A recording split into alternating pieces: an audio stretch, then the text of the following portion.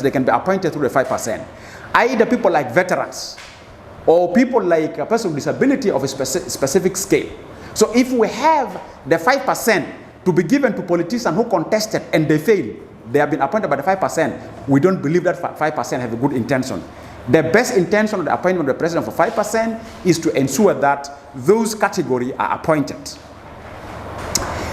Number 13, the National Election Commission should, number 14, the political parties should enforce effective electoral gender agenda for their respective parties' level. We're trying to say, let the political parties at their party level enforce election gender agenda. What am I to intend to say here is that when elections comes, there's a high chance is that nominations of candidates are done in midnight. Then women participation will become low. Sometimes you come to realize that the men are the one dominating nominations of candidates. So women participation becoming low. So that is what we are demanding as the 14th. Our 15th action point is that effective election-related violence early warning should be developed, and faith-based leaders and civil society should be entrusted with the responsibility in mitigating election-related disputes. So what we are trying to say in the 15th, in number 15, we're trying to say civil society, religious leaders should be given the responsibility to manage any electoral-related disputes. Because electoral disputes are supposed to be managed by the judiciary, but unfortunately we don't have a judiciary, so that is where we're calling for civil society and religious leaders to be given the responsibility to mitigate any electoral-related disputes so the elections will be peaceful. In conclusion, we are trying to call upon the political parties and the government that domestic election observation is an eye-opener for political leaders in the country, for political parties, for citizens, at least to look at the expected election of December 2024 seriously. And we feel that there's a need to have a sincere and a serious commitment, which is required for the political leadership, the political parties, for timely and genuine political decisions for meeting the schedule of December 2024 as intended, okay, for holding credible, free, fair, and peaceful elections. Political leadership and the political parties are required to really change their political attitudes from act of feet dragging. You know that always our political leaders like to drag their feet. So they need to change their political attitude from dragging their feet to proactive engagement. That's very important. The issue of timely and genuine financing of the National Election Commission, National Constitutional Review Commission, and the Political Parties Council, including securing security arrangement for the conduct of the election, should be taken seriously by the presidency as a mechanism of a top political leadership in the country. As you are aware, the mechanism of the presidency, headed by His Excellency President, and then His Excellency First Vice President and Vice President, is a mechanism that have a responsibility to make political decisions in terms of financing the National Election Commission, the National Constitutional Review Commission, the political parties.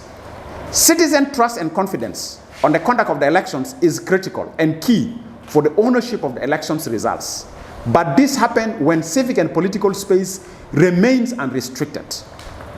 Inclusive elections where persons with disability, women and youth have meaningful participation and representation is required.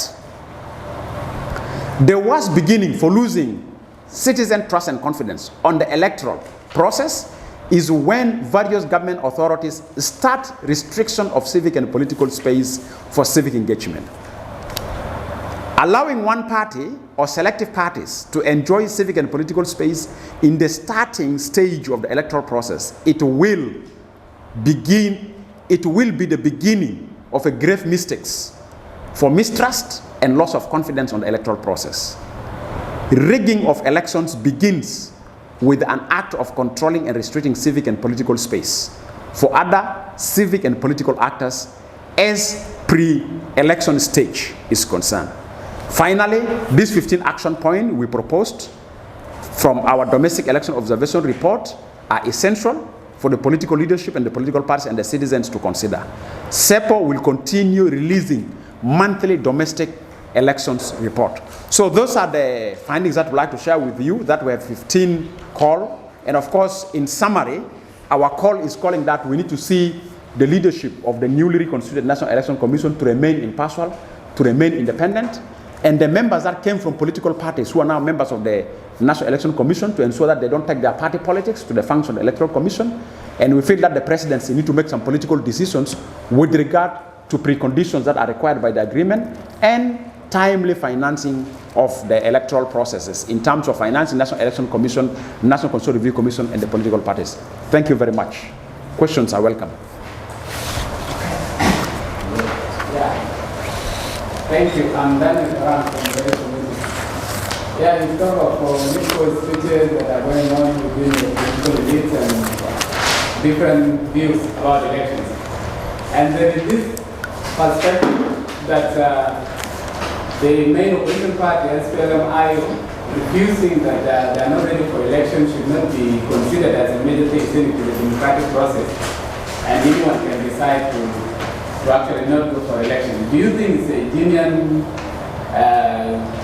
perspective or a genuine observation from those who say that maybe the call for the opposition party, especially from the real camp, should not be considered in this regard, yet they are the main oppositions here?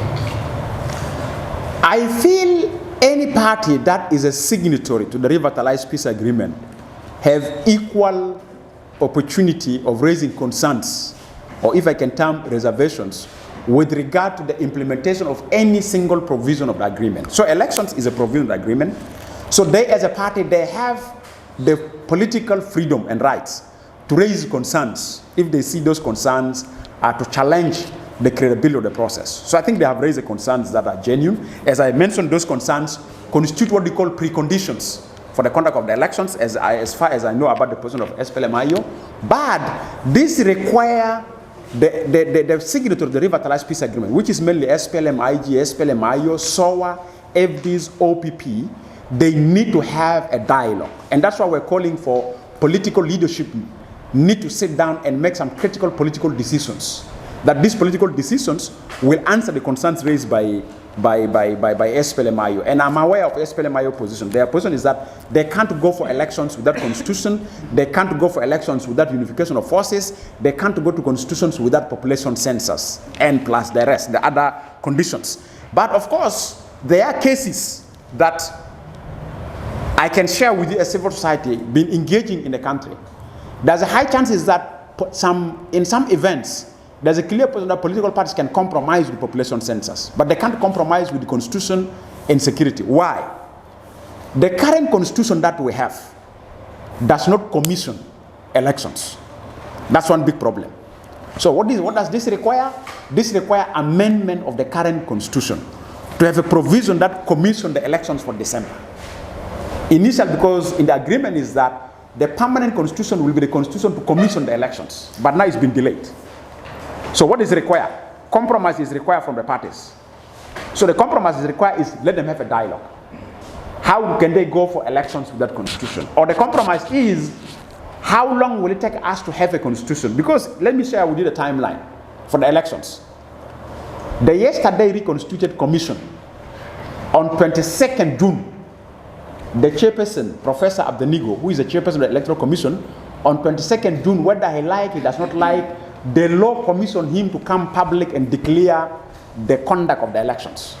So 6 months from now, the current chair, who have taken off part the electoral law, have to come out and declare elections have to be conducted. So the question is, by that time, have we met the preconditions? If unable to meet in the period of almost 2 or 3 years. And that's why political decision is required. Can the politicians at the top of the presidency direct all resources to meet the preconditions? Now, another thing I can share with you is that, is it possible to meet the preconditions that are required for the conduct of the elections in a 5 months period? I'll give for example. Unification of forces is left with one badge. If there's a money and political will for that, 3 months they can do something. For the constitution, which is citizen driven, if they put enough resources, 3 effective months of engaging consultation with citizens can bring up the constitution.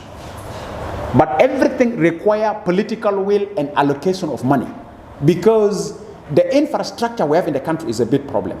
For instance, the members of the Constitutional Review Commission, where I'm a member too, we are 58. If you divide 5 members to go to state and conduct consultations for 1 month, they can round all the counties of that particular state, and they can come with the material to be presented to the drafters. Because at the end of the day, everything has to be given to the drafters. But also we have enough literature. Among the literature that normally I used to tell people that the constitution-making process, let us be honest and genuine. Every political party that was involved in the peace process have presentations on system of governance, on issues related to transparency, accountability. All those documents, let's collect them, those position papers. Let's table to the table of the commission, of the review commission. Let's look at national dialogue, the outcomes. Let's table. Let's get the conference, like the National Economic Conference. Let's table those recommendations. Let's look at the documents of the governance forum. We have enough literature that will inform a best constitution one in this country. What we need is, we need to have enough time to go to the citizen to validate that is what they want and that's what they don't want. And we can do this if we have resources in a period of 1 month with the proper deployment of human resource. Because if you have 58 members of the commission, do you need them, that 58, for meetings? They're supposed to take a national responsibility to go out there to reach out to the citizens. Give Piper states. If they're back, send them to the refugee camps across the country. Put a diaspora desk in the electoral commission. Let diaspora submit. We can make miracles. But this is a test when there's a political commitment and political will from the political leadership. So I think for me, the opinion of the IO is something that we should consider, and not only IO, several states can raise their opinion. And that's why here I would like to call upon whoever hear opinion of somebody, don't dismiss that opinion. Consider it, because it's a democratic process. What do you make of the timeliness of the constitution of the election commission? What do I mean? What do you make of the timeline? Of course, this reconstitution of the National Election Commission is completely too late. It was not done as required by the agreement. But this does not mean that they can't perform. They can perform. And I'll give an example. What the Election Commission right now need is, Electoral Commission need those political decisions. Are we going for elections without population census? Then if the answer is yes, what is alternative? Voter registration. Now, can you give us money to go for voter registration? And what is voter registration? Of course, you know, there are cases of conflict where elections are conducted without population census. I'll give, for example, look at Libya, look at Iraq, look at Afghanistan. Elections are conducted in the face of the violence without population census. But what they use what we call voter registration. Voter registration is a system being used in several countries. It means those who are willing to participate in the elections will come and register. The challenge with voter registration, if you don't do it timely, there's a high chance rigging can take place. One person can be registered more than 3 times. In January, I register in Juba. In March, I'll go register in Yambio. Maybe in May, I may go register in Bentiu. In computerized, one person vote 3 times, and that is opportunity for rigging. That's why having early voter registration and early voter register being vetted, that the voter registrar we have is clean for people who are credible to vote, that's good. Because sometimes I'm sure they can vote in voter registration if you don't vet it well. And that's why Electoral Commission have to do that. So, though the time is late, but it's better than never. But for me, the performance of the Electoral Commission is determined so much by the political will available for them and the adequate resources given to them, coupled with our poor infrastructure in the country. Okay, thanks a lot. I'm Denis Sondeneki from Aloria. I have a question. My question is concerning the IDPs and the refugees. So I meant to understand, because this election, we are going for election. And according to the agreement, it says, once if it is time, when election is almost, they have to be repatriated. Just use the word, yeah, they have to be repatriated back to their origin, so that they should go there. So what is your opinion? Because once you speak or you put your opinion, it always being supported. Because we are remaining now with almost, that is 10 months if you have to speak to the elections. So let's speak now according to the way. And they still, some of them are still in Juba. They haven't even been taken back to their origin. So what's your take concerning IDPs and refugees? My take is that looking into several electoral processes that have a similar situation like ours, or where elections are conducted in similar situations like ours, IDPs have the full political freedom to vote for all electable positions. So there's options for the electoral practices. There's options where IDPs can be repatriated to their area of constituency where they register to vote. But remember also, repatriation, it has to do with the timeline of the electoral process, where voter registration close, because voter registration is supposed to close 3 months per the law, 3 months before the day of the polling. So you can't repatriate IDPs 2 weeks for the voting. That means a violation of the law by itself.